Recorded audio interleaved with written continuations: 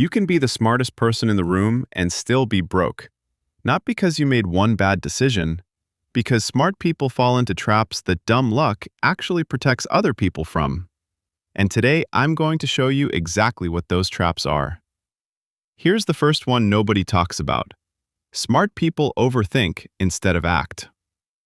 When you're intelligent, you can see every possible way a plan could fail, every risk, every what if.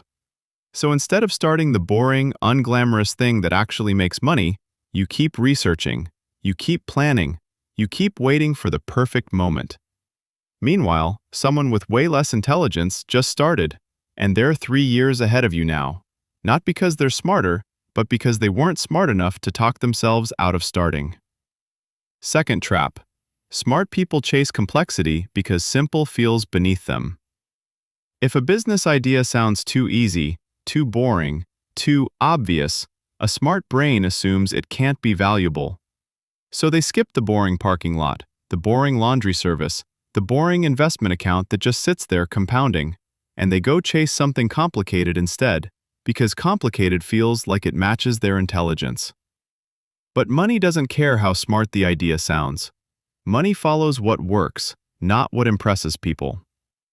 Third, smart people are addicted to being right, and that keeps them stuck.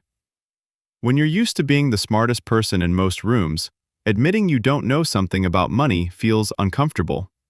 So instead of asking a stupid question about how compound interest works, or how taxes actually function, or how debt actually traps people, you avoid the topic entirely and just wing it. And winging it with money is how smart, educated people end up in exactly the same debt spiral as everyone else. Fourth trap. Analysis without action. Smart people are incredible at analyzing why something might fail. They can build you a 15-point argument for why the market's bad right now, why it's not the right time, why they should wait. And every single point might be technically true. But truth doesn't pay bills. Action does. The people building wealth right now aren't the ones with the best argument for waiting. They're the ones who started anyway, with an imperfect plan, while the smart people were still building their case for why they shouldn't. Fifth, smart people confuse income with wealth. A high salary feels like proof that you're winning. But a doctor or an engineer making a great salary who spends it all on lifestyle upgrades, a nicer car every few years, a bigger apartment, expensive habits that match their new income, that person can be one job loss away from real trouble.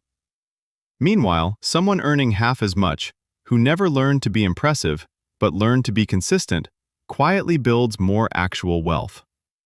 Income is what you make. Wealth is what you keep. And smart people are trained their whole life to optimize for the first one, not the second. So here's the pattern underneath all 5 of these traps. Intelligence makes you good at justifying inaction, chasing complexity, and avoiding discomfort. And every single one of those instincts is the opposite of what actually builds wealth. Wealth isn't built by being right. It's built by being consistent, doing boring things you might feel too smart for, and taking action before you feel ready. If you actually want to break this pattern, here's where to start. Pick one boring, unglamorous money move this week. Automating a small investment, starting an emergency fund, learning how one basic financial concept actually works. And do it before you research it to death. Not because research is bad, but because for smart people specifically, research has become a very sophisticated form of procrastination. Being smart was never the problem. Believing that being smart was the same as being rich, that's the trap. And once you see it, you can't unsee it. If this hit different, let me know in the comments. Are you someone who overthinks instead of acting?